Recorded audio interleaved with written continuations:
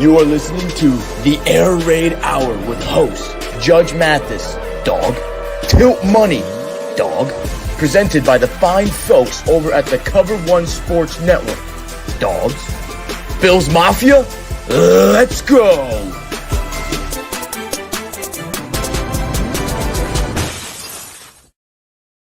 Welcome in, ladies and gentlemen, to the Air Raid Hour. My name is Steve Mathis. You can find me on Twitter at Judge Mathis, joined, as always, by my co-host Dave Tilton. You can find him on Twitter at Tilt Money. Together, we are the Bills guys. This is the Air Raid Hour presented by Picasso's Pizza and the Cover One Sports Network. And Dave, it's the time of year where we get to talk about the really fun and interesting things like the Buffalo Bills signing of Zane Anderson this past week to a 2-year deal.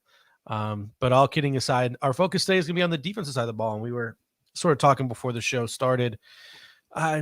Just kind of like a buzzkill around this defense and Leslie Frazier. There's just a sort of at least from my perspective, a little bit of a toxicity around even wanting to talk about the defense right now. What are your thoughts on this Buffalo Bills state of this Buffalo Bills defense as we head into free agency? We're obviously going to get into the details of each position group as we go along tonight.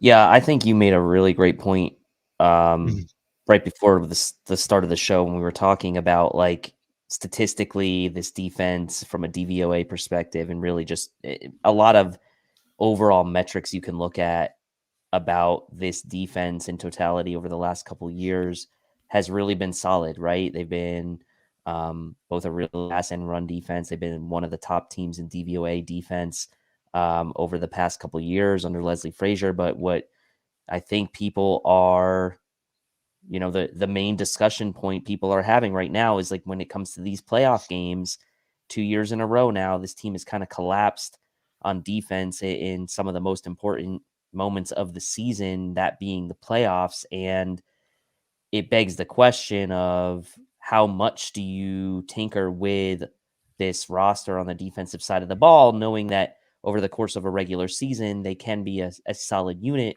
but there is a little lack of pizzazz, if you will, a little lack of fire, lack of a pulse when it comes to some of these playoff games. So it's a tough debate, honestly. And I can, there's merits to both sides, and Leslie Frazier is at the center of it. So, and we're going to get to it over the course of the evening, and hopefully you guys will chime in as well. We've already got, El Shar coming in saying, I'm torn. I really want to keep Edmunds. He's still young and talented, but he's going to cost an arm and a leg. And here's the really difficult thing too, right? Like, if you look at it from a roster construction standpoint, Tremaine Edmunds, first round pick the same year as Josh Allen. You want him to be the cornerstone of your defense. Well, now you have to sort of ask yourself, because the Buffalo Bills are up against it in the cap, do you let him walk and sign a Drew Tranquill? And that sort of brings your defense down. It's not as fun. It's not as flashy. You're still throwing $7-8 million at a guy like Drew Tranquill. Well, do you let Jordan Poyer walk and do you sign a guy like Marcus Epps? Well, you're saving $4 or $5 million, but you're significantly downgrading player, even though you're adding a solid vet. You're letting go one of the most popular Buffalo Bills players probably ever in Jordan Poyer. So it's just a buzzkill on defense, because I feel like even if we bring dudes back, we're mortgaging our offense, which we don't want to do. And if we don't bring guys back, I feel like we're significantly downgrading and still spending chunks of change, because if we don't spend chunks of change, then we're using second and third round draft picks to have to fill these positions, third round draft picks that we want to use on offense. So it's just like you're spinning your gears and you're spinning around in circles when talking about what you want to do with this Buffalo Bills defense. And I think that's where this discussion becomes very interesting, right? Because you only have so many draft picks and you only have so many premium draft picks. As of right now, I believe the Bills only have 6 draft picks. So ultimately, those first 2 days worth of draft picks are incredibly valuable right now. The Bills have a ton of UFAs as well on the offensive line, which we talked about in the last show. You have to be really selective with what you do in free agency and on the defensive side of the ball, and notably Tremaine Edmunds and Jordan Poyer, because those big holes that you potentially leave on defense may force you into a situation where you feel, if you're the Bills, that you kind of have to lean towards a certain way early in the draft. And we know Brandon Beane doesn't like to be put in that type of position. So again, there's the debate of sign Edmunds, sign Poyer, and then kind of give yourself the ability to draft the offense in the draft. If you don't sign Edmunds and you don't sign Poyer, really the draft becomes somewhat of a wild card, and we're going to talk about maybe some ways to potentially fill in some of those holes tonight. But and Chris asks, are you guys team draft down? Assuming means trade down to get more draft capital. And I think we're both kind of always sort of in that school of thought. Traditionally we've been in that. I just don't think Brandon. I don't think Brandon Bean is. I know he Yeah. traded back James Cook, but he also traded up for Kyer Elam, and it always takes two to tango. Like, who's going to be on the board at pick 27, right? And if it's a player that's really good, it's probably a player that we might want, like a Jordan Addison or a Quentin Johnson or whatever it is. Like, what position do the Buffalo Bills not need to address? They don't need to address quarterback, right? So I don't think any of the big four quarterbacks are still going to be on the board at 27, unless anything crazy happens. The Buffalo Bills don't need to address running back. So maybe as a team in this day and age, really willing to trade up for a Bijan Robinson if he's there at 27, who knows? Maybe a team would want to trade up for him. And then I'm trying to think of other positions. Like maybe if there's like a really good cornerback who slips. I was going to say they don't really need to draft a corner. But they want to. They want to. Yeah. They want to. And that's what. Look at the irony now. The year that we don't need a corner because we got Benford and we got Elam, who again mixed results in their first year because of injuries and a lack of playing time. In the case of Elam, absolutely loaded cornerback class with some elite end corners and a guy who's probably head and shoulders above Kyer Elam will be available to the Buffalo Bills at 27 than was available to them last year at 25 where they took Kyer Elam. So just so sort of an interesting twist of fate, and shows you every year the cyclical nature of the NFL draft and not wanting to have to draft for need because of situations that arise like this. But yeah, I think we're always team trade down, and I see a lot of like almost every mock draft someone sends me.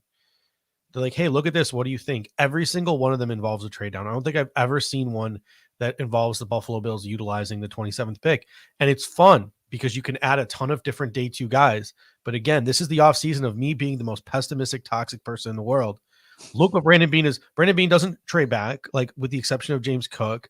And he doesn't collect a bunch of day two picks. And when he does utilize the day two picks, it's usually not at positions where the fans are screaming for him to draft a player. So again, just a couple of years of frustration right now weighing down on me.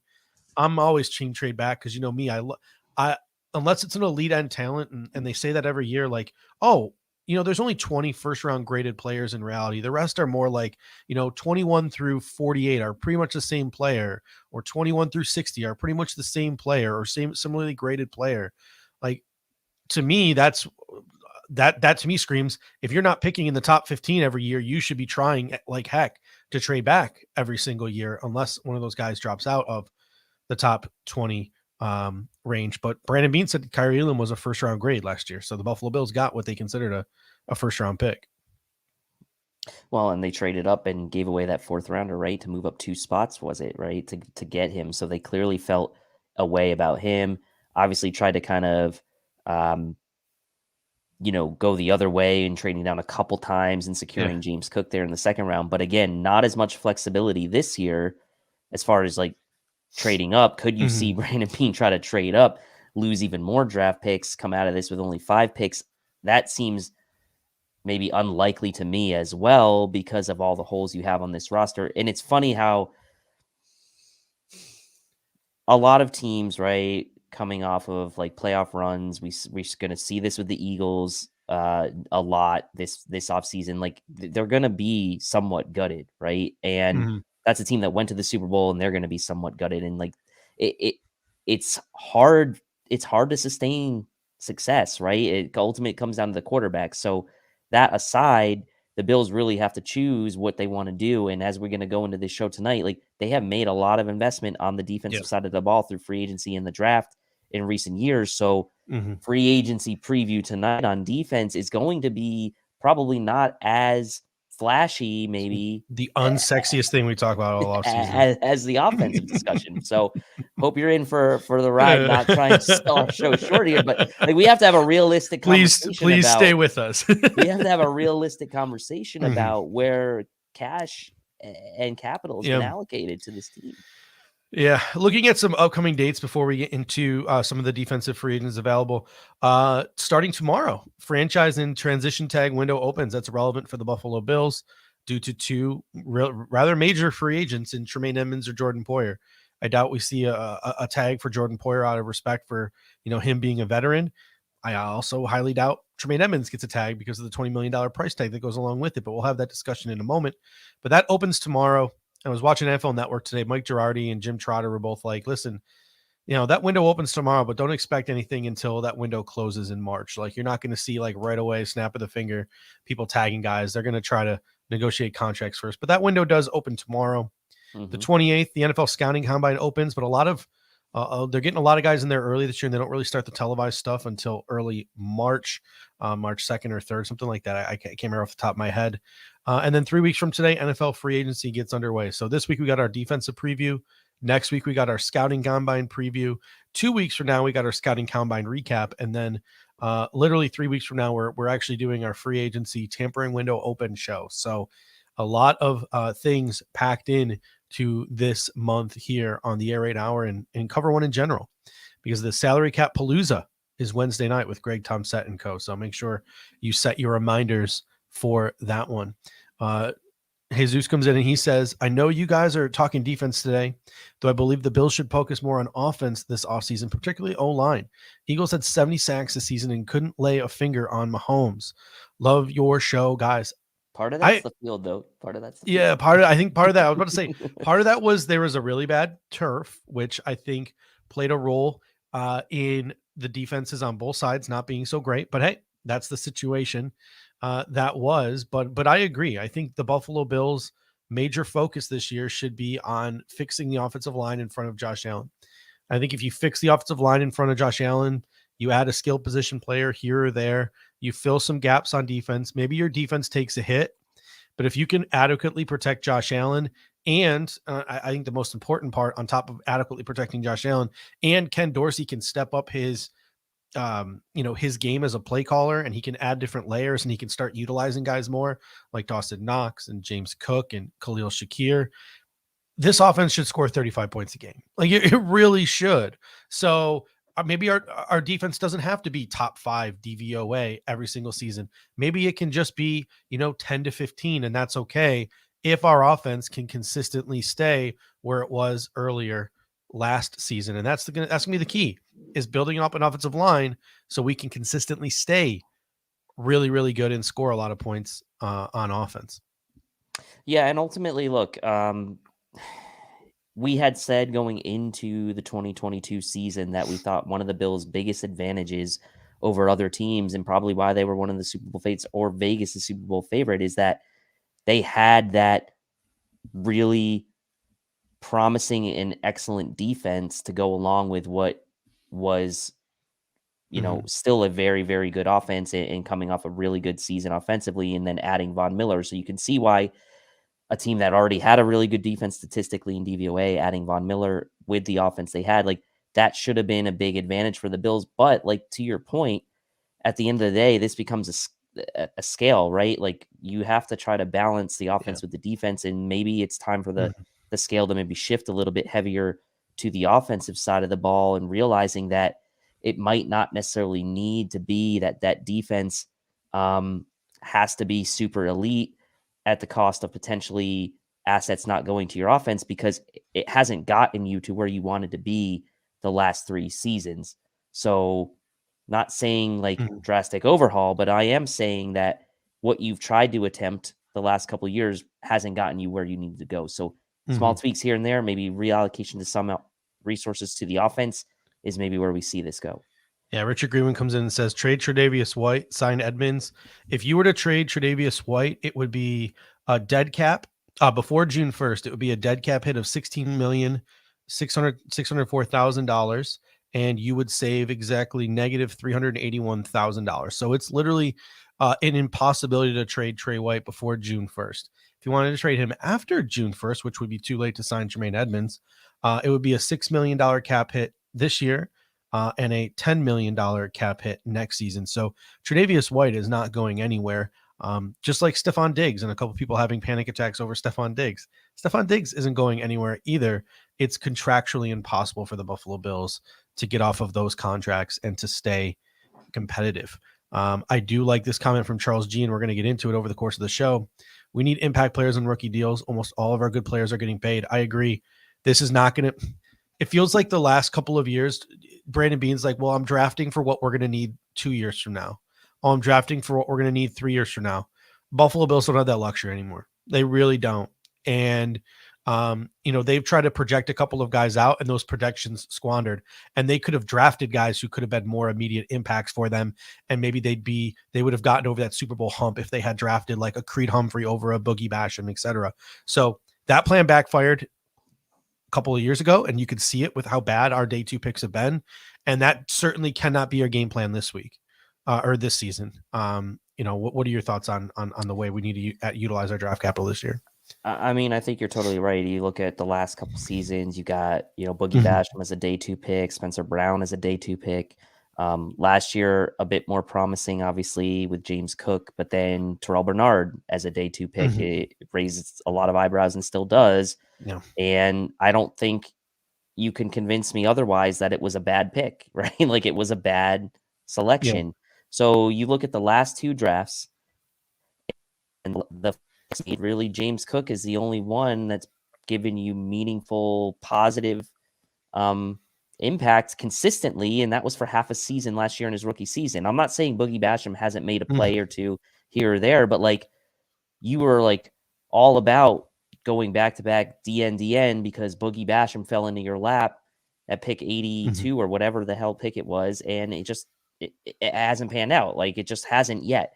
And to your point, like waiting around for a guy like Boogie Basham to develop, what is that really going to do at this point? Like the Bills with the rotation, they signed Von Miller, they've got Groot on the other side. Like it just doesn't, like I can't get my head around it. So these day 2 picks really need to hit this year for more immediate impact.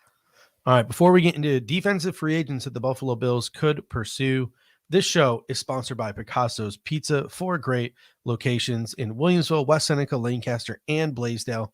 Buffalo Pizza since 1980. You can order online at picassospizza.net. And if you're an out-of-towner like us, you can even get it mailed to your home. And I can tell you from experience, it's just as good as getting it fresh from the restaurant. Again, that is picassospizza.net. All right, so on to defensive free agents that the Buffalo Bills could pursue. We're going to go through, we're going to go position by position. We're going to talk about some available free agents that interest us. Obviously, there are a ton of names in free agency, as there are every year. We're not going to get to them all.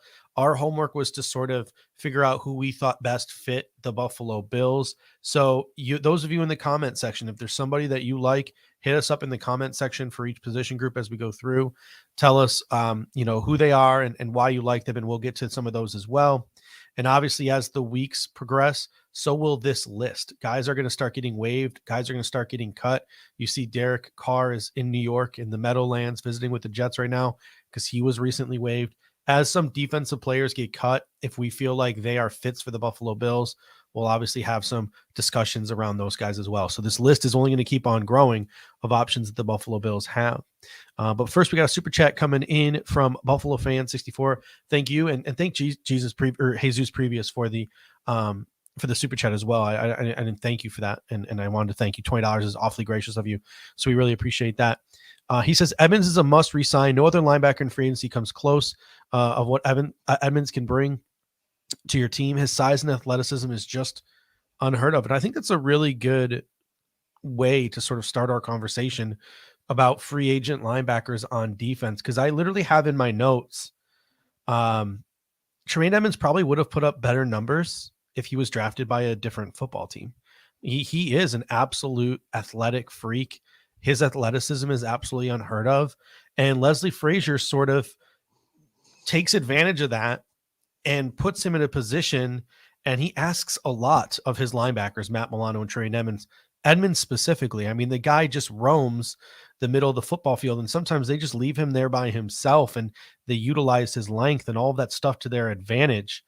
It's going to be tough to replicate this defense the way Leslie Frazier utilizes Tremaine Edmunds, because there's no one in the draft and there's no one in free agency that can come close to doing what Leslie Frazier asked Tremaine Edmunds to do.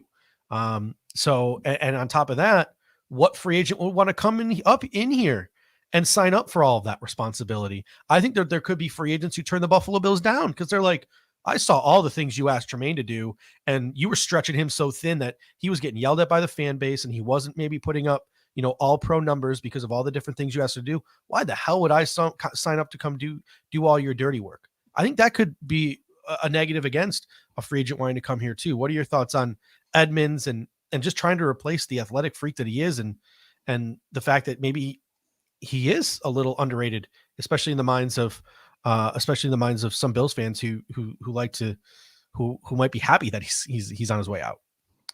Yeah, and I think in the minds of the NFL decision makers, he's not underrated. We've seen multiple sort of former players and analysts and the like kind of talk about how good Tremaine Edmunds is, film guys breaking down Edmunds as well.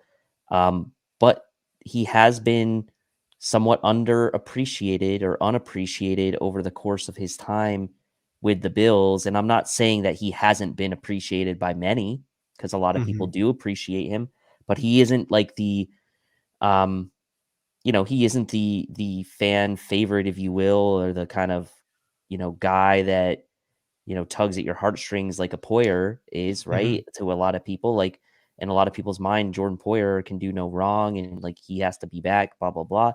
Tremaine Edmunds doesn't get that same kind of love from a lot of people. And he's still young enough to where this is probably not going to be his last contract either. So if I'm Tremaine Edmunds, I would be testing free agency and trying to get as much money as I can, knowing that the crop of free agents at linebacker, there's a couple good top end guys, but for example, Levante David, older, right? Older guy. Like Tremaine Edmunds is in his prime, going into his prime, really improved the area that he needed to improve his game on last year, and that was in coverage, where he took a big step up. And it still continued to play pretty well against the run, and you could tell he was playing with more confidence last year, and it took him several seasons in this Leslie Frazier defense to get to that point. So if I'm Tremaine Edmunds, I'm testing free agency. I'm going to get as much money as I possibly can, and the Bills are in a tough spot right here with Edmunds, right? Because they've spent a lot of time trying to get him to the point where he's at now. And I think maybe even in his mind, he was never like, I'm not putting words in his mouth, but maybe he feels like he wasn't appreciated as much as maybe he should have been. And so if I'm Tremaine, I'm testing free agency.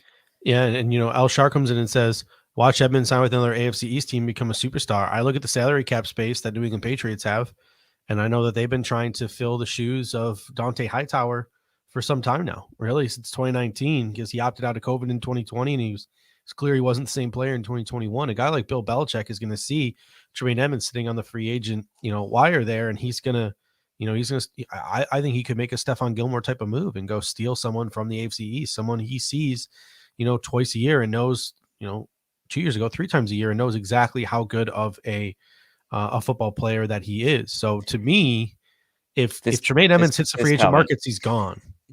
I love this comment from Jason. Edmunds was a superstar with us. We'll watch the media present him as a superstar once he goes to another team and does the same thing he's done for us. That'll be the case if he goes to New England. If he goes to New England, that'll happen.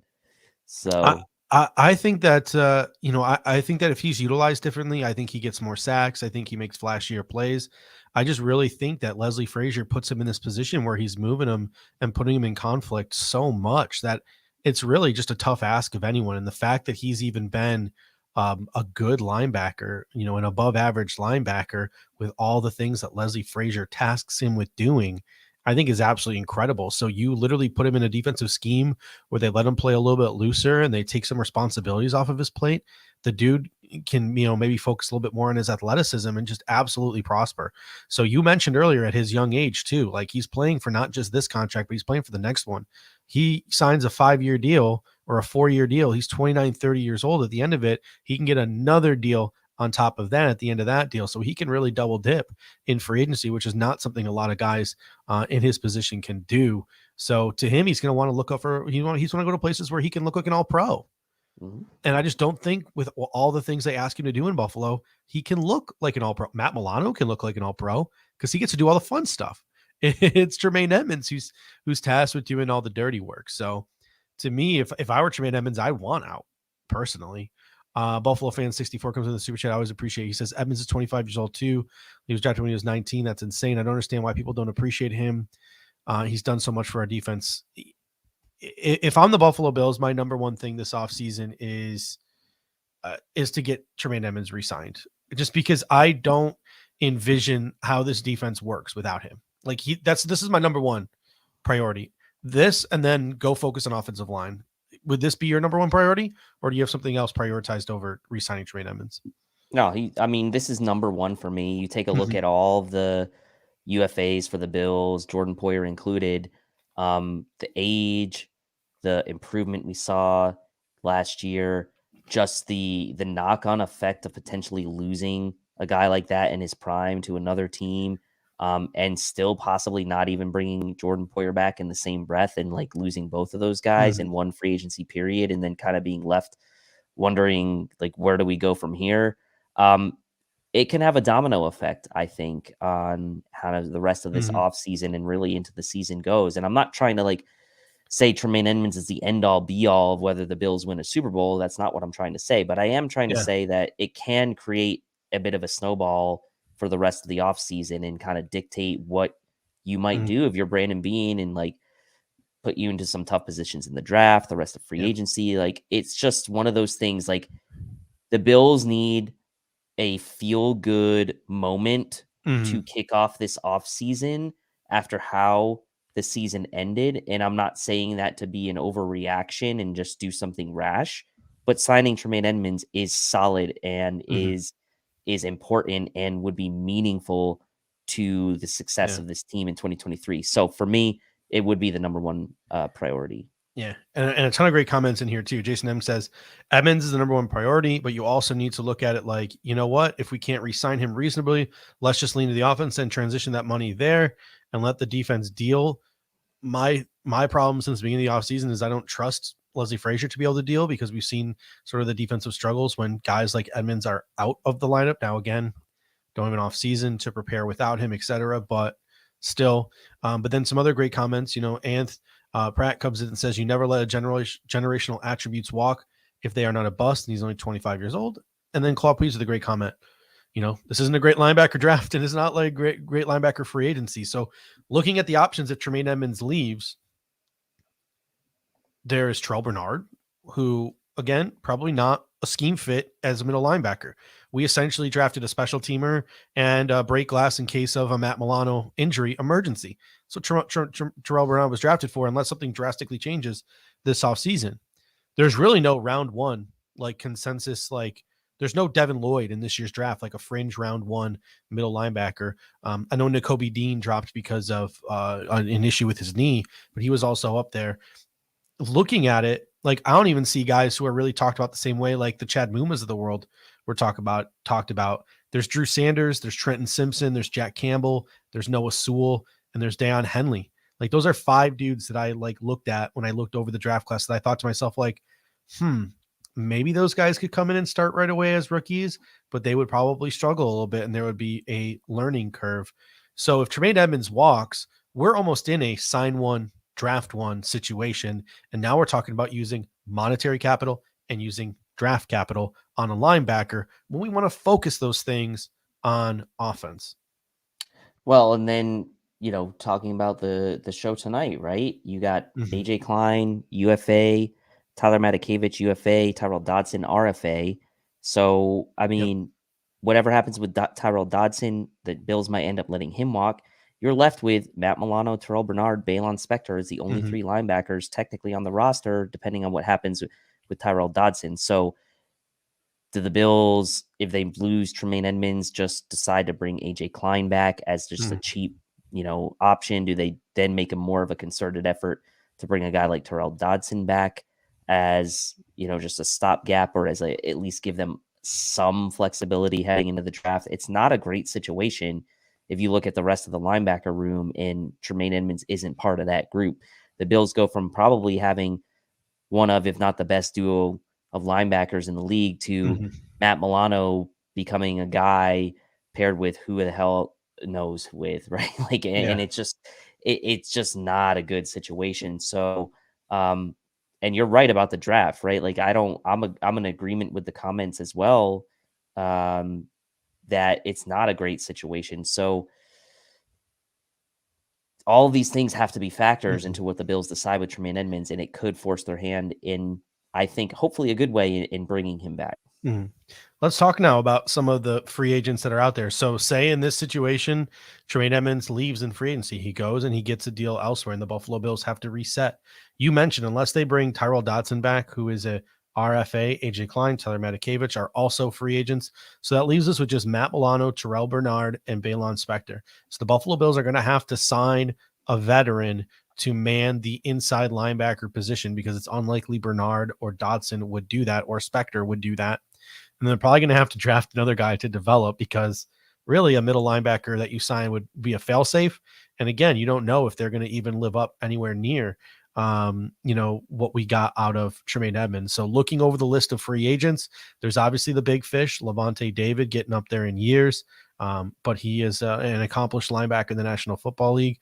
There's a guy who's in the Super Bowl this year, TJ Edwards. I don't really know if he's a scheme fit. He's kind of tight, tight-hipped and a little bit more of a thumper. You have Bobby Okereke, you have Drew Tranquil, you have Jermaine Pratt, you have Alex Anzalone, you have Deion Jones, you have Rashaan Evans, and then it just gets nasty. Like Devin Bush, Denzel Perryman, again, who's more like a first and second down thumper, Nicholas Morrow, and Robert Spillane. So looking at that, and that's just some. There might be some that I missed, and if I missed some, or there are some that sort of interest you, let us know in the comments section. But Dave, I'll start with you. Like, who's at your list of the top replacements should Tremaine Edmunds walk in free agency? This one's tough because you have to kind of figure out where your limit is as far as like AAV, I would say, right? And if you get to the point where you're willing to give a guy $7-8 million a year, then why wouldn't you maybe try to make the push to get Edmunds? And now I know dollars are going to be tight, right? And every $1 million saved counts, right? So maybe not giving Tremaine 15, but giving someone else 7 to 8 is not out of the realm of possibility. Like Bobby Okereke is an interesting name to me. Filled in for Shaq Leonard last year with the Colts. I don't think he would demand a ton of dollars on the free agency market. Spotrac, kind of projects him maybe in that 3 million AAV range. He started almost 50 games over the past 4 years. Played pretty well in run defense, got a little bit inconsistent in pass coverage, but given, the progression of Tremaine Edmunds in that aspect of his game, maybe the Bills will be willing to say, look, you can come in here, we'll continue to develop your pass coverage abilities, and you can come in and be that stopgap kind of guy for $2 to $3 million a year and get a huge amount of discount on what you would have had to pay Tremaine Edmunds. So that's an interesting name to me. You mentioned Drew Tranquil at the top, so I'll kind of let you speak to him. Yeah. David Long is out there, right? Tennessee played inside one of the two inside positions at their 3-4 inside linebacker spot. More of a run defender than he is a pass coverage guy. So he's a little bit of an opposite sort of style as Edmunds, but he's probably going to be looking for a big payday given his age. So what's his numbers going to look like? And then there's a couple other interesting names, right? A guy with a big, lengthy injury history, and you wonder about maybe his scheme fit, but he does have the speed and sideline to sideline chops, is Leighton Vander Esch, who is coming off a decent year when he was able to play with the Cowboys. But again, he hasn't been the epitome of consistency from a health standpoint. So you wonder about that. And then another guy who, again, didn't play a full season necessarily. He's behind kind of a couple guys, had some injuries. Azeez Al-Shahir from the 49ers is interesting to me. Almost 400 snaps played last year, not likely to come back to the Niners. Rated out really actually pretty well as a pass rushing linebacker and a run defender. Coverage grades a little lower, but not bad. Another guy that maybe could be had in that $2 to $3 million AAV range. So they could do worse than guys like Al-Shahir and Okereke. Like those are kind of the types of names I'm looking at if the Bills were to not be able to bring back Edmunds. Yeah, and I'm with you. Like the thing too, though, is tough. Like I mentioned at the top, Leslie Frazier asked Tremaine Edmunds to do so much. What guy wants to come in here and do all of that? So like Levante David has been sort of the Matt Milano for Tampa Bay, while Devin White does sort of the Tremaine Edmunds stuff. Is Levante going to want to switch positions and accumulate all that responsibility to come to Buffalo this year? Maybe he does because he feels like the Buffalo Bills are a title contender and, he's willing to make that sacrifice towards the tail end of his career. Maybe he is. Who knows? If you're a David Long who's a little bit younger, you're heading free agency and you're like, get me the hell out of this 34. Make me an off-ball linebacker like Matt Milano. Bobby Okereke has been next to Darius Leonard his whole career. Hey, get me the heck out of here. Let me do what Darius Leonard does. So a lot of these guys probably want to be off-ball linebackers so they can make more plays, become, put up all pro or Pro Bowl statistics and make themselves look better and accumulate stats that they might not get having to do all the dirty work that Tremaine Edmunds does in the middle. But at the end of the day, I think Okereke is a fit. The top four that I have are Okereke, Drew Tranquil, Jermaine Pratt, and Alex Anzalone from Detroit. Man, and that would be a dream. I mean, look, so say Tremaine Edmunds gets $18 million AAV on the market. PFF projects that Bobby Okereke is going to get 8.5. So say he gets higher than that. Say he gets $9 million. That's still $10 million or so, $9 million or so less than Tremaine. That's half the contract of Tremaine Edmunds for Bobby Okereke. Jermaine Pratt, again, a guy who maybe even could push $10 million. That's still $8 million less than Tremaine Edmunds is probably going to get on the open market. And then Drew Tranquil is probably the best deal of the bunch because you're probably going to get him for 7 or 8, which is like almost a full $10 million savings than if you would. So again, you're losing that cornerstone player in Tremaine Edmunds, which you don't want to do. The Buffalo Bills probably should have worked out a contract with him previous to this season, but you can find an adequate replacement in one of these three guys, Okereke, Pratt, or Tranquil, and literally do it for half the price. And that's that's the hard thing to sort of swallow right now. But looking at PFF's rankings here, they have Bobby Okereke ranked as the number 50 free agent in their class. Here's what they have to say about Bobby Okereke. Okereke stepped up in a major way in the absence of fellow off-ball linebacker Shaq Leonard with his 72.9 ranking, 23rd at the position. Okereke was particularly stout against the run with his 13 run stops, tied for 13th at the position. He is now coming off back-to-back seasons with at least 100 tackles and 50 defensive stops. The former third-round pick still has room to grow as a coverage player, but at 6'1", 235 pounds, he moves well enough in space not to be a liability in coverage. Coming in at 52 on PFF's ranking, Jermaine Pratt. With both Bengals starting safeties and Jesse Bates and Von Bell pending free agents, a big extension for wide receiver T. Higgins likely in play, and fellow off-ball linebacker Logan Wilson eligible for an extension after the season, it is possible that Pratt hits the market even after a career year. Pratt's 90.1 coverage grade was the best mark in the NFL. He missed just 2 tackles in coverage and allowed only 4 explosive receptions. Pratt didn't miss many tackles as a run defender either, whiffing on just 5.9% of opportunities after 3 straight seasons above 10% to start his career. Last but certainly not least, Pratt also peaked at the right time with his 90.1 overall grade since week 8, the top mark among all linebackers. And then last but not least, Drew Tranquil coming in at 65 on their top 100 rankings. The 2020 season was Tranquil's first as a full-time starter following Kaiser White's departure, and Kaiser White is another guy who the Buffalo Bills could go after, but again, I think he's more of an off-ball guy. And his 105 tackles were more than his first 3 seasons combined. Perhaps most importantly in today's NFL, Tranquil followed up his 74.6 coverage grade in 2021 with a career-high 75.4 mark. With his 18 stops in coverage, a top 20 figure among off-ball linebackers. He's also made the absolute most of occasional blitz, tallying 15 pressures, 5 sacks, and 3 more quarterback hits on 70 pass rush snaps. I think Drew Tranquil probably sticks out the most to me because I think he's the cheapest and will allow us to allocate more monetary resources to offense. What are your thoughts? Well, and no, I like the idea of Drew Tranquil. I guess the question I would ask you in the comments section is, if you're not going to go all in on Tremaine Edmunds and give him the big deal, like, does it make financial sense to kind of like, quote, dip your toes in the water and still go for half of that deal and pay a guy $9 million? Or does it make more sense to go the way other extreme and just go super cheap, super bargain bin, Maybe you find a guy late in the draft or whatever, and you really use all of those dollars elsewhere. It's a tough decision. I don't think you can go true bargain bin, and that's kind of why I like Okereke, because I don't think he's going to get $9 million a year. I think he like could get in maybe the $3 to $5 million a year range, and if that's the case, I'd be willing to pony up. I would be willing to give Okereke like a 3-year fee. That seems like reasonable to me for a guy like that. And Drew Tranquil, maybe in the same realm, maybe he gets a little higher, but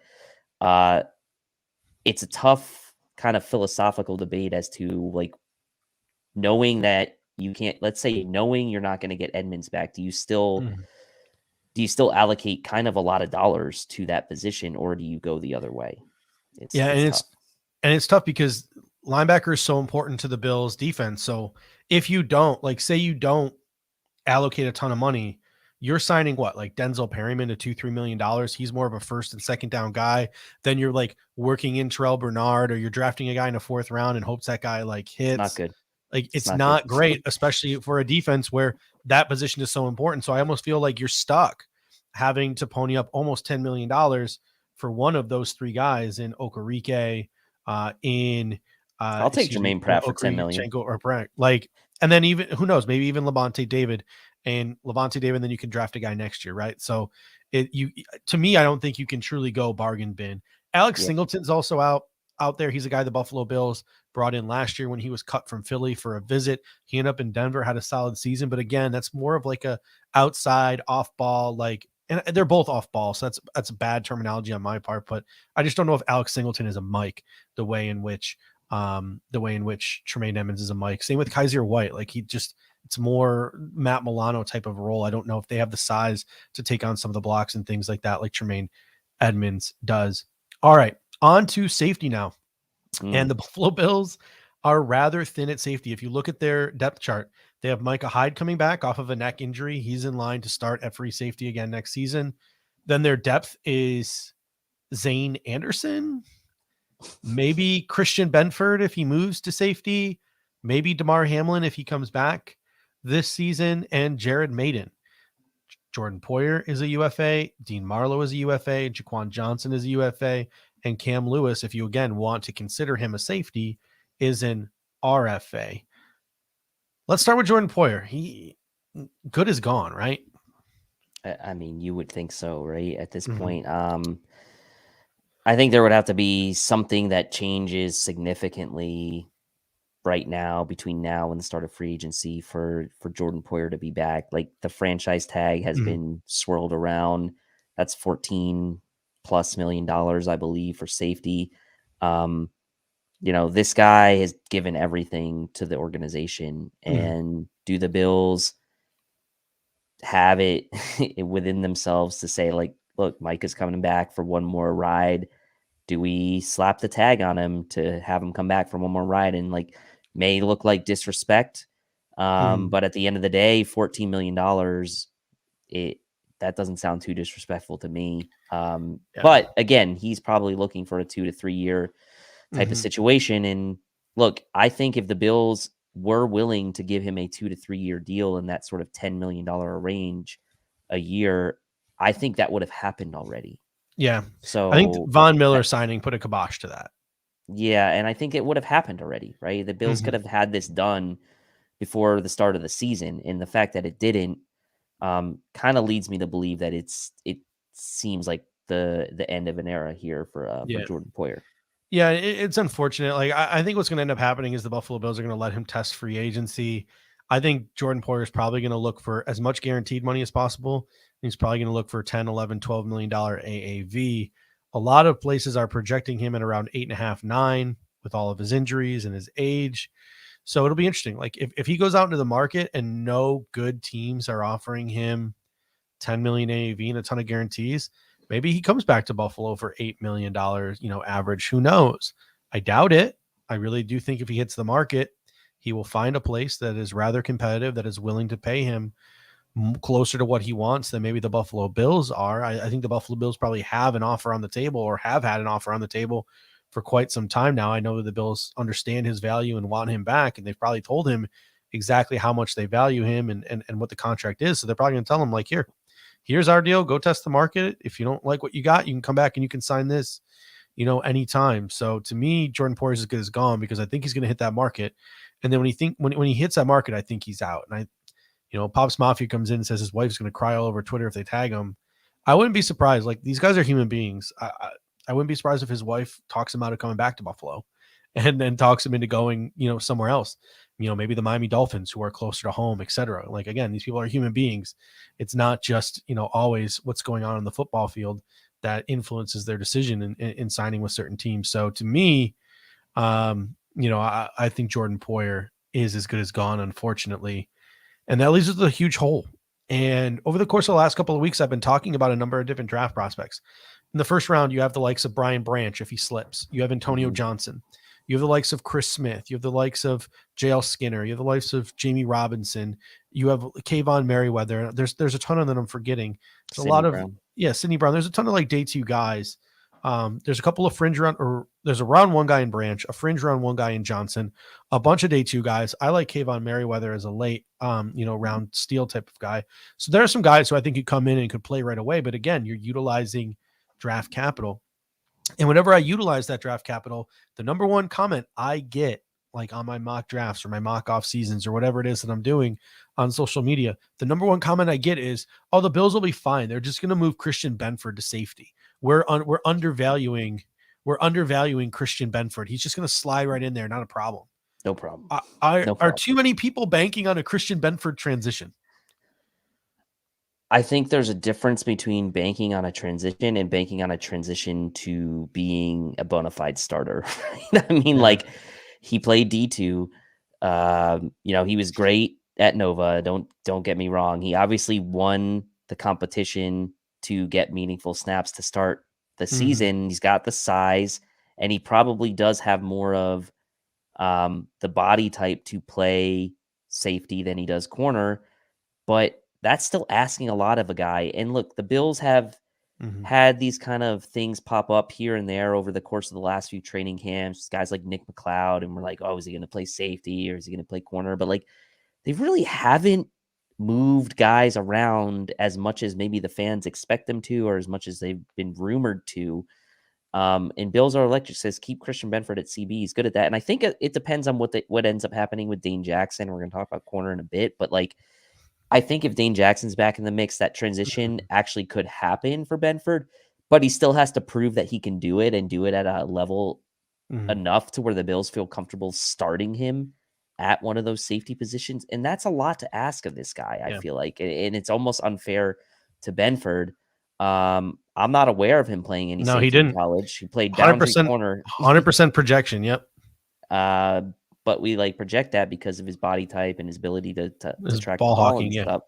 So, look, I don't hate the idea. I think a lot of people are on board with it. It's been a talking point for several weeks now, or even longer. But it's a lot to ask of him, and it's a lot to assume that we can just kind of check that box off and assume like, oh, it's gonna be a done deal. Yeah, Chris Jenke come with a great comment saying Poyer and Hyde were both corners before they signed with Buffalo and transition fine. I think it will take some time, but it could work out well. There might be some outside the box decision. There might be a cornerback veteran out there that we're overlooking the Buffalo Bills sign and transition to safety. There could be a corner in this draft class of the Buffalo Bills draft and transition to safety that we're overlooking. But because the Buffalo Bills do like to have those like split safeties, they want them to be able to play in the box. They want them to be able to center field. They want them to be able to do both of those equally. But the Buffalo Bills also don't have the patience that they had in 2017, where those guys can sort of, take in and take on some growing pains as they transition to this position. We're in sort of more of a win now mode and a win now mentality. So with that being said, if Jordan Poyer walks, I think just like inside linebacker. And again, it's a tough pill to swallow for people who want to make their moves on the offensive side of the ball. If Jordan Poyer walks, you're either using a first round pick on a safety, Johnson or Brian Branch. You're using a second round pick on a safety, the Sidney Browns of the world, the Christopher Smiths of the world, the Jamie Robinsons of the world, or you are signing one and drafting one maybe towards the second or the third or the fourth round. So either way, you're going to be utilizing a decent amount of capital to try to fill in this position. And there's not a lot of depth either. So I can almost guarantee you we're going to draft safety. Like, there's not a lot of depth there. We're going to sign one. We're going to draft one. So again, we're going to be utilizing these vital monetary and draft resources where a lot of people would prefer that money be spent elsewhere. So let's take a look at some of the free agent replacement options that are out there. Obviously, on the higher end, if we can't afford Jordan Poyer, we're not affording Jesse Bates or Julian Love or Chauncey Gardner-Johnson. Some of the other maybe mid-tier options, Von Bell, Marcus Epps, Adrian Amos. Somebody mentioned in the comment section, Nasir Adderley out of the Los Angeles Chargers. You also have some veterans like Kareem Jackson, a guy who's coming up on his second contract in Juan Thornhill, who we were big on coming out of the draft out of Virginia, but has not really looked the same since he tore that ACL 2 seasons ago. Rodney McLeod from Indianapolis, Deron Harmon from the Raiders, Taylor Rapp, who we talked about the trade deadline, from the Rams, Mike Edwards of the Buccaneers, Jabril Peppers of the Patriots, and Andrew Wingard of the Jaguars. Any of those names really stick out to you as a name that you would like to see sort of fill the shoes of Jordan Poyer? Not necessarily fill the shoes for the long term, but Rodney McLeod from the Colts he's an older player. He's not going to cost you a ton. Should that be the option, he's going to be a lot cheaper, probably $2-3 million a year. Played pretty well all over the field throughout his career. He's been with a couple teams. Most recently played a decent amount of snaps down in the box for the Colts, which is really kind of where Jordan Poyer's spent most of his time, and held his own. He was the 7th overall rated safety per PFF in 2022, playing significant snaps. So I wouldn't mind him. One guy, a lot of those, like Chauncey Gardner-Johnson, right? Like is kind of like the dream, right? Like the attitude, the fire, the pulse that he's going to bring, but he's going to get paid. So it's just not going to happen. A guy that I kind of like that wasn't on your list is Donovan Wilson from the Cowboys. Yeah. He's only going to be 26, played over 1,000 snaps last year. This is a guy that can lower the boom, probably predominantly playing in the slot or in the box, but can do a little bit in coverage. Great size, right? And to me, could bring some fire to this defense. Maybe he's going to only cost you $5-6 million AAV. That would be kind of like the range of guy that I would be comfortable bringing in. A younger-ish guy, played for a pretty good defense in Dallas. Hasn't really, made his own name for himself necessarily, maybe outside of Dallas, but could come in and fill that role to me and bring a flair to this defense maybe that we're lacking. The one thing that you're concerned about, obviously, with him is he going to be truly interchangeable with Hyde? Probably not, but interchangeable enough to where the Bills might be willing to pay him $5-6 million a year, possibly. So that's a guy I like, but probably wouldn't. And that's an exciting one too. The reason why I left him sort of off my list of possibilities there is because you mentioned like primarily used as a box defender there in Dallas. And I just don't know, unless the Buffalo Bills drastically change something that they do, whether they're going to be willing to, sign a guy who primarily works in the box. They like those split safeties. That's why, I sort of, my eyes sort of glean to a guy like Marcus Epps from Philadelphia. But to me, like I have Marcus Epps as my number one. But to me, like he just feels like such a Band-Aid. It seems like you're just signing like an average player for an amount of money that's just too much.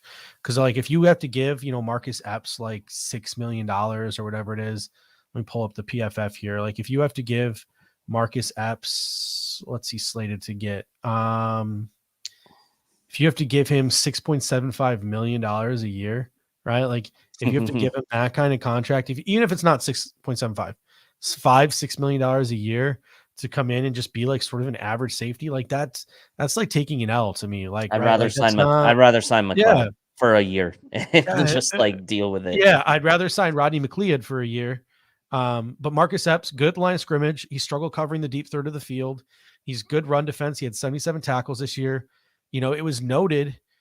He noted earlier this year that he studies Hyde and Poyer's tapes in his Philadelphia preparation. So this is a guy who's familiar with Leslie Frazier's scheme, familiar with what Poyer and Hyde do, because he models his game after them.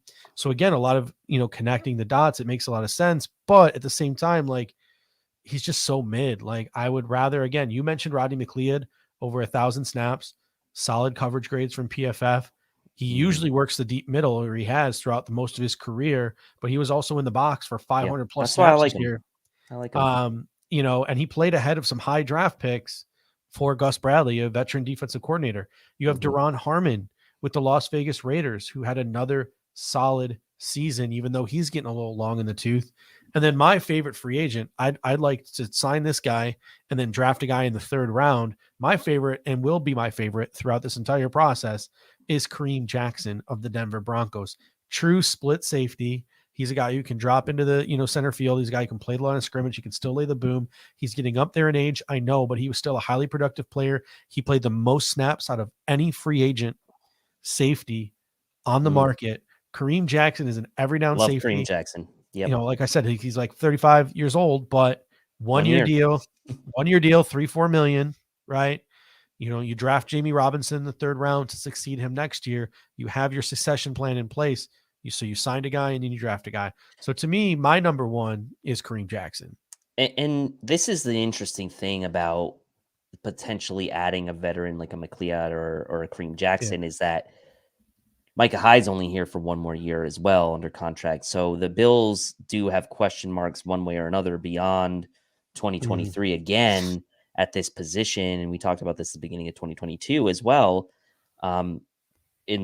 With Jordan Poyer, right? It's like they have questions at this position. And it's like, if they go out and they sign an older vet for 1 year, like it's probably not going to stop you from drafting a guy. So you may have to be in a situation where you sign and draft, unless you are willing to go out and give a youngerish guy like an Epps, like you mentioned, who isn't really like gonna move. Like it's fine, but it's not gonna get me super excited. Like if you're gonna sign like a guy like that, or maybe a Donovan Smith for 5-6 million, then fine. You don't necessarily have to draft a guy, but AAV for 3.5. I'd give Kareem Jackson $3-4 million for 1 year. Sure.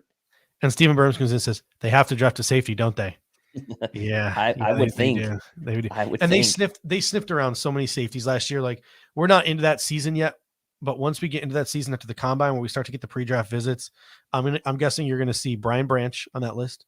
I'm guessing you're going to see Antonio Johnson on that list. You're going to see Christopher Smith on that list. You're going to see Sidney Brown on that list. You're going to see Jamie Robinson on that list. Am I forgetting any of the big ones? I'm sure you'll see Kayvon Merriweather on that list. There will be probably upwards of 10 safeties on that list of pre-draft visits. Hope to see JL Skinner on the list. Yeah, maybe JL Skinner on the list. Again, my biases are showing. I just don't think he's a fit. But I like him and you like him. But Taylor Rapp is an interesting one, right? Like, who knows? Maybe he gets some money based off of his potential out in the market there. Mike Edwards, Aaron Quinn is a big Mike Edwards guy out of Tampa Bay. Jabril Peppers and Andrew Wingard. Those are all like sort of like, to me, I'm not trying to make the comparison to Poyer or Hyde, because Taylor Rapp was a 2nd round pick. Jabril Peppers was a 2nd round pick too, I believe. Maybe what round was Jabril Peppers drafted? He might have been a first round pick. I'm losing my mind here. It's been so long. Jabril Peppers was a he's a 1st round pick. Yeah, he was a 1st round pick. So, but again, like, these are like some of these guys where it's like Taylor Rapp sort of flamed out with the Rams, didn't really do exactly what they want him to do there. Mike Edwards sort of has been a backup his whole time in Tampa Bay outside of spot starting. Jabril Peppers has been traded once already, never really lived up to the hype. Andrew Wingard would be the closest, I think, to completely under the radar, but an under the radar guy that they signed. You also have Nick Scott from the Rams as well. He's another guy who's interesting name as well. Those are some of those maybe 3rd tier free agents that you could sign, and maybe Leslie Frazier could make it work and Sean McDermott could make it work, because you saw them sort of do what they did with Jordan Poyer and Micah Hyde. But before we move on, I wouldn't mind Dean Marlowe back, because we're so thin at safety. I want no part of Jaquan Johnson back. I think Zane Anderson was Jaquan Johnson's replacement. Like, Jaquan Johnson was here for 4 years. He was a solid special teamer. He finally got his chance to play some defense, and he completely folded. Like, he was not good on defense when the Buffalo Bills had to play him this year. So to me, I think Jaquan Johnson is gone. I think the Buffalo Bills let him hit the market. And Zane Anderson, with his like high RAS score, was sort of brought in to be that fourth, fifth safety, play special teams, maybe someday down the road be more, because he is a little bit up there in age. I think he's like 26, but he did go on that Mormon mission for BYU. So he's still a little green for someone at that age and doesn't have as much tread on the tires. Yeah, and the Bills have to be really, I mean, they have to, right? Like Jaquan Johnson, like they just don't have the dollars or really the need to bring him back at this point. Like this group needs, to bring in a replacement for Poyer, most likely. Like they can't be all of a sudden without, Tremaine Edmunds, without whatever. Like if he's gone, like they can't be like having the luxury of bringing in, like we're going to talk about in a bit, like these special teams guys for 2-3 million, like that's over for me at this point. Yeah. So I'm with you on that. And then one last thing to note, the Buffalo Bills did sign Joe Dana as their new safeties coach. He comes from the Houston Texans. There are 2 Houston Texans safeties in free agency. Jonathan Owens, who sucks. If we sign Jonathan Owens, I will be pissed. And then there's also MJ Stewart, who's a little bit more intriguing. He was a former second-round pick out of North Carolina by the Tampa Bay Buccaneers. He's probably just a special teamer. He's more of a box guy. He was a corner who converted to safety. I'm not saying like MJ Stewart is someone the Buffalo Bills could sign and start, but MJ Stewart is a name to keep your eye on, to come in much like Zane Anderson and compete to be one of the backup safeties / special teamers on this team. So I think MJ Stewart is a name to keep an eye out for, especially with those Joe Dana connections. Yeah, and I think that if that's the guy that you bring in, there's no guarantees, and they he competes with Anderson, cool. Like you're just giving your replacement for Jaquan Johnson at that point, which is fine. Yeah. And then Chris Jenke says, this might sound blasphemous, but I wouldn't mind Cam Lewis back. I think Cam Lewis is as good as back, right? Like I think they'll let his RFA tag expire because they're not going to want to pay him $1 million plus. I think they'll let him hit the market. I think no one will want him, and I think he'll come back here, whatever the minimum deal is, no guarantees, and he'll fight for the 53rd roster spot like he has been doing the last couple of years. So I think Cam Lewis, unless another team really wants to go after him, is as good as back for the Buffalo Bills. It's his best chance, I think, to make a team, right? Like, I mean, as of right now, I'm not saying that he couldn't make another team, but like he made the team. There's uncertainty at the position. He has familiarity with the scheme. It's going to be his best chance to play instinctually, I think.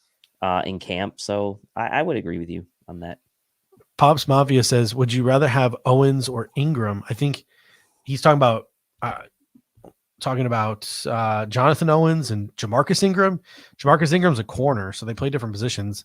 I'd not have either of them because I think they're both pretty bad at football. But Jamarcus Ingram is here. He's going to get cut again. He might make the practice squad again. But yeah. All right. On to edge rusher, maybe. We got Von Miller coming back. Who knows when he'll be back? We'll talk about that in a second. Gregory Rousseau, AJ Epinesa, Boogie Basham. Kingsley Jonathan is also on the roster as well. You have UFA and Shaq Lawson, and the Buffalo Bills did not extend a futures deal to Mike Love, so he is gone as well. What's your gut feeling on Von Miller's return? I think he's back middle of training camp, doesn't play the preseason, and is ready to go week 1. I'm the eternal optimist. He's dealt with this injury before. From what I've heard, the minor was tear. He's bragging on social media about how he could have played if the Buffalo Bills went to the Super Bowl, etc. I know he's a talker. We dealt with this through the OBJ thing. I'm quietly confident that Von Miller will be back by week 1. I don't think this is going to be a Trey White type of situation. What's your confidence level in Von Miller? Well, a few things, right? He's come back from a pretty bad injury like this a couple years back. So he has experience from the mental side and coming back. Von Miller mentally, to me, is one of the strongest, mentally toughest guys in the league, just based on the way he talks, what he's done. I think his mental toughness is up there with anyone in the NFL. And so if he's saying something, like, players are always typically a little more optimistic than what is reality. We heard this from the likes of J.K. Dobbins this year, very optimistic, right, from the player's perspective. Now, we didn't necessarily hear that from a guy like Trey White last year coming back, but we are hearing it from Von Miller. So while I'm maybe a little less optimistic than you on him being, sort of ready to roll week 1. I do think that he will be back before the midpoint of Mhm. the regular season. I know that's like a very broad sort of, pretty conservative take to make right now, but it Yeah. is only February. It's hard to say. I think the Bills will get a little bit of insurance for him Yeah. and sign someone on the cheap. But to be honest, when you start talking about free agency and edge rusher, the Bills really don't have a Mhm. ton of flexibility here, right? I think like you have the flexibility to potentially draft someone again, which I know people don't want to talk about, is a real Mhm. possibility, or to sign a speed rushing type of specialist type, or roll with Kingsley Jonathan if that's kind of what you're. But you don't have a ton of flexibility at the edge here with the, you're not going to probably not going to cut AJ Epinesa. You're not going to cut Boogie Bam. You're probably not going to trade those guys. You have Rousseau. Like, what are you really going to do other than bring in maybe some camp bodies? And you've already signed Mhm. a guy like Kendall Vickers to a futures deal. And so, like, to me, there's not a lot, and just hope that Von Miller's back sooner rather than later. Yeah, I I mean, you mean, could re-sign Shaq Lawson. mhm. Looking at it, it's rather bleak at edge rusher. But before we do that, Buffalo fan 64 comes to the super chat. He says, as much as I would like Poyer back, he even said on Pat McAfee's podcast, the Bills didn't offer him nothing, and Poyer's got to go get younger and better. I think that's a good summary. I'm not feeling very confident that he'll be back as well. A lot of people saying, hold Vaughn until until mid season, but then it's like, what do you do? And you sort of hit on that, like what. You just bank on the development of Gregory. I think Gregory Rousseau's fine at left end. Like some people have their problems with Rousseau. I don't. He is what he is. He's going to be an 6 to 10 sack, stout against the run, defensive end. I wasn't expecting him to be some pass rush maven, but AJ Epinesa, Boogie Basham, and Kingsley Jonathan, like Shaq Lawson, like some $4 or $5 million free agent, some second or third round draft pick when we've already seen the way that's gone with AJ Epinesa and Boogie Basham. Like, it's bleak. It is really bleak right now. And I don't know where the Buffalo Bills go from here. I don't think if Von Miller's truly out till midseason, I don't think you can sign Shaq Lawson because I don't think he has the pass rush pop that you're looking for. No, and I mean, Chris mentions you can save money by cutting AJ Epinesa, but you're only going to save what, like $1.5 million against the cap, something You're in just that creating neighborhood. another hole. Yeah. So it's like I just don't see that. Mhm. I think this is a tough spot for the Bills. I really don't think there's much you can do here other than just hope for Von Miller being back and like Mhm. potentially a guy like Kingsley Jonathan being on the active roster until he comes back. That's just a guy like that, right? There are Yeah. some guys I like in free agency, but again, the dollars, where are they being allocated? Like we're talking about bringing back Tremaine Edmunds. We're talking about potentially signing a replacement for him, potentially signing a safety. Like where are these like we can't, at some point you just can't keep pouring dollars into this Mhm. defense with Leslie Frazier at the helm. And this is an area where I probably would do very little in Yeah. free agency. I'd bring in couple camp bodies and Yeah. I'd probably just have to live with it. Looking at the camp bodies, Chase Winovich is one that sticks out, right? Like he's a guy who the Buffalo Bills could bring in really cheap and maybe get something out of. Former Buffalo Bill Daryl Johnson is also now with Seattle. He's going to find himself as an unrestricted free agent. Here's what my list was for free agents. Cleveland Farrell had some kind of a little bit of pop this year for Vegas. Finally, towards the end of that deal, he was overdrafted, but he's kind of a Shaq Lawson type. I don't know. Jannard Avery from Tampa Bay. Lorenzo Carter had a decent year from Atlanta, but I don't know if he's a hand in the ground type of guy. Melvin Ingram, like, and then the one free agent that I do like, and this is the guy that we talked about at length before we signed Von Miller last offseason, is once again, as a free agent, you have Onbanya Okoronkwo from the Houston Texans, right? So we talked about Obanya last year as a guy with the Rams who provided a little bit of pass rush pop behind Von Miller. You get him some more repetitions, you get him some more snaps. He's a guy who could potentially sort of pop off. Well, he had 5 sacks this year with the Houston Texans behind Jerry Hughes. He provided just that. a little bit of pass rush pop at 6'2", 253 pounds, 27 years old. To me, he's a pass rush guy you could get to come in, and that could maybe get you through until you get Von Miller back at midseason. So Ogbonnia Okoronkwo is literally the only guy in free agency that even like makes me do a double take. How about a former first rounder, Dante Fowler, had 5.5 sacks with the Cowboys last year, playing right defensive end for them. So it would really be a drag and drop fit into the Bills defense, but he's probably going to get like $5 million. Yeah. So are the Bills gonna? I don't think they can do that, right? I honestly don't think they can do anything more than bargain bin shop. Here, Justin Houston's a name that's been thrown around, but I don't know about the fit there. He played strong side backer for the Ravens in their 3-4, 9.5 sacks last year. But what's the fit? He is a bigger dude. He's not really that sort of speedy, bendy guy that would be like kind of the archetype Von Miller replacement. To me, Dante Fowler is that guy, but I don't think the Bills are going to be paying $5 to $6 million for Dante Fowler services. Yeah. On to the interior defensive line. This is where it gets a little bit of interesting. The Buffalo Bills have under contract Ed Oliver, Tim Settle, Daquan Jones. They also have Cortez Broughton, Eli Anku, and Brandon Bryant. Their only UFA is Jordan Phillips.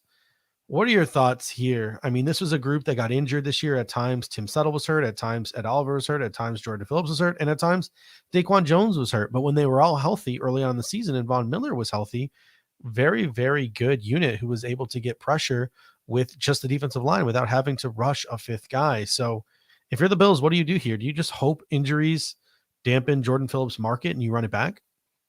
I think so. I definitely think so. I mean, you did take some precaution, right? You brought Eli Anku back. You've got Brandon Bryant back in the fold. So like you have a little bit of a fail safe here if you're the Bills on the interior. Tim Settle an up and down year, but Daquan Jones missing him was in the playoffs was obviously huge. And we saw how important he is to that defense. Ed Oliver, with that cap hit, like I've seen a lot of people talking about, well, trade Ed Oliver. Well, like, is Tim Settle going to slide in then and be your starting 3? Like, again, you just create kind of another hole. And I get the thought process. Don't get me wrong. I get it. Like, you need cap space, but like, I think you kind of run it back with the same group. And I think you try to bring Jordan Phillips back on the cheap because of his injury history. And this unit, again, when Von Miller was there, they were very, very solid. And it's just, you saw the dominoes fall when he went out of the lineup. And there's a ton of interior defensive linemen in free agency, none that we can really afford. If we were to like maybe afford one, I think that if Jordan Phillips leaves, I would like a 1 tech to fill his void, not a 3 tech. Let Tim settle in at the 3 tech behind Ed Oliver, and maybe chase a 1 tech, whether it be a Matt Ioannidis from Carolina, and Ashawn Robinson coming off that torn meniscus from the Rams, Derek Nottie, Akeem Hicks, Mike Pennell. Like there are some bodies, some 1 techs so you can get for $5 million and under, most likely that could come in here and do that. So Tim Settle was disappointing, but maybe if he is given just the permanent 3 tech behind Ed Oliver and you find another 1 tech to go behind Daquan Jones, maybe he settles in a little bit, not having to do a little bit of both the 1 tech and the 3 tech. And that's another thing that is super interesting too. You mentioned Ed Oliver. Is Ed Oliver in the Buffalo Bills' long-term plans? He's a $10 million cap hit this year. He completely comes off the books if we trade him. Is Ed Oliver someone the Buffalo Bills are going to give an extension to? If Ed Oliver is not in the Bills' future plans, it might be wise of the Buffalo Bills to get off of Ed Oliver this year. The salary cap-a-palooza, or the cap extravaganza that Cover One does every year, which is going to air this Wednesday night. Last year, I was in charge of Tremaine Edmunds during this cap-a-palooza event that they're doing this Wednesday. Last year, I was in charge of Tremaine Edmunds, and I presented to the panel. I said, guys, you have to ask yourself, is Tremaine Edmunds in your long-term plans? And if so, you need to extend him. And if not, you need to cut bait a year early and you need to move on. And my suggestion was to package Tremaine Edmunds and our first-round pick to move up into the teens to grab a wide receiver like Chris Olave, or to trade Tremaine Edmunds for a second-round pick and to draft Devin Lloyd at our first-round pick and trade back into the and then in the second round, take one of the corners that were left. In retrospect, playing the results, knowing what we know now, we didn't win a Super Bowl, and Tremaine Edmunds could very possibly well walk.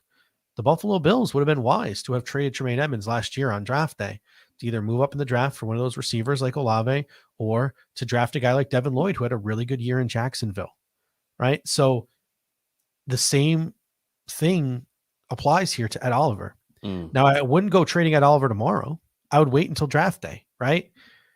If you're the Buffalo Bills and say you re-sign Jordan Phillips, you decide like, we're going to get Jordan Phillips back here, maybe give him $3-4 million because injury drove down his value. We're just going to run it back and hope for the best. But then you're sitting there at pick 59 and Keanu Benton or Siaki Ika is still on the board. 2 one-tech guys who remind me a lot of Daquan Jones. And one tech is what sort of makes this Buffalo Bills defense go round, right? When Daquan Jones was out of the lineup, we saw just how bad this defense got. So it's important to have his future replacement and have another one of him to rotate in. If Keanu Benton or Siaki Ika is on the board at 59, do you call up the Houston Texans? Do you call up the Chicago Bears? Do you offer Ed Oliver and to take his $10 million cap hit? Do you offer him to Houston? Do you offer him to Chicago for their 3rd round pick? Do you then select your one tech in Ika or Benton at pick 59 and then have that pick 5 picks later or whatever in the 60s to play with? That to me is intriguing because then you could have Daquan Jones and Keanu Benton at one tech rotating, and you could have Jordan Phillips and Tim Settle at 3 tech rotating. Yes, you've given up on a top 10 pick, but he wasn't in your future plans. You saved that 10 million. You saved the money you would have had to extend him. You got out a year before you would have gotten out anyway. And you got a nice solid player plus an extra pick for him. So to me, that is something that I would consider if one of those 2 guys on the board. But if you get to the board and Ika and Benton are off the board and you don't like any of those defensive tackles there, then you don't bother. You just run it back with what you ran back last year. So you have your options if you wait until draft day. It's really interesting because I think if you almost have to look at the Tremaine Edmunds situation and Ed Oliver like on the same, like 2 sides of the same coin, because it's like if you let Tremaine Edmunds walk and then you decide to pay Ed Oliver, premier interior defensive line money to be in your future plans, a lot of people are going to wonder like, well, why didn't you give that money to Tremaine Edmunds? Now, I know you don't have to necessarily do that until 2024, so it's a little bit different, but like if Tremaine Edmunds walks and then Ed Oliver's not in your future plans, to Chris Jenke's point, like you don't have a defensive tackle under contract on this team in 2024 at all. Like you don't have a single one. So it's really tough decision here. And I think I tend to agree with you, right? Like when Ed Oliver's on, he's disruptive, right? But consistently the one tech, at least in this defensive scheme, is the one that kind of steers the ship. Now, could the scheme change? Could the Bills decide that maybe after this year they move on from Leslie Frazier? Like, we don't know, right? So I think the future plans also have to the future plans have to consider if like schematically Sean McDermott is going to be not changing much schematically over the next several years. And if he's not, then I would say that your scenario does make a lot of sense to me. So very interesting. Ed Oliver as a trade candidate is the most appealing on this team because, as you said, that full number moves off the Bills' salary cap, and they obviously are against it right now.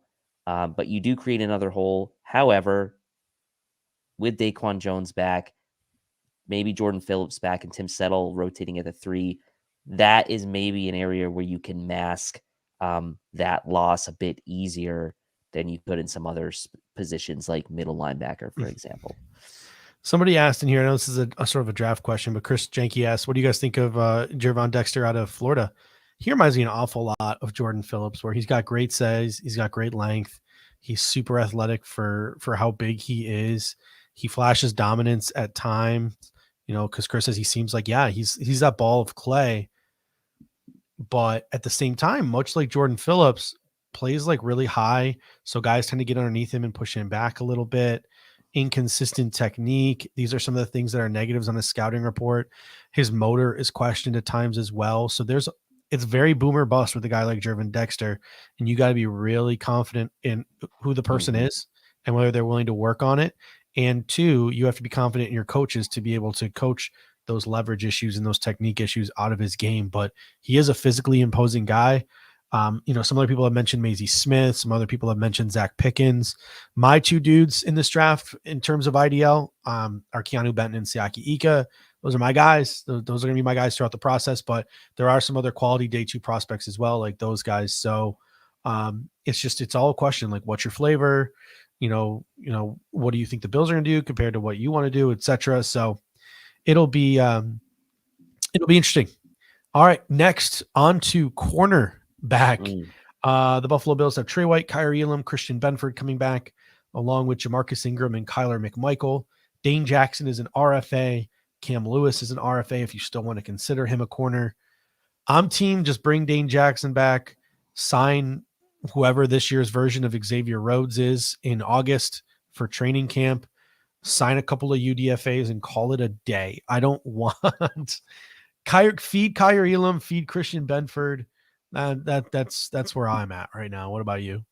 Yeah, I think Dane Jackson being back, I know he's an RFA, but the Bills could kind of do maybe what they did with Levi Wallace in 2021, which was basically not tender him at all, let him hit the open market and then bring him back, days later, or weeks later or whatever it was with Wallace. And I think the Bills and Dane Jackson would find a mutual, that would be a mutually beneficial relationship going forward, I believe. And to me, Dane Jackson being back in place kind of like is a low key, like quality move from the Bills standpoint, because it does gives you a little bit more of that push to potentially explore the option of moving Benford to safety and giving you a little bit of flexibility there at the safety position.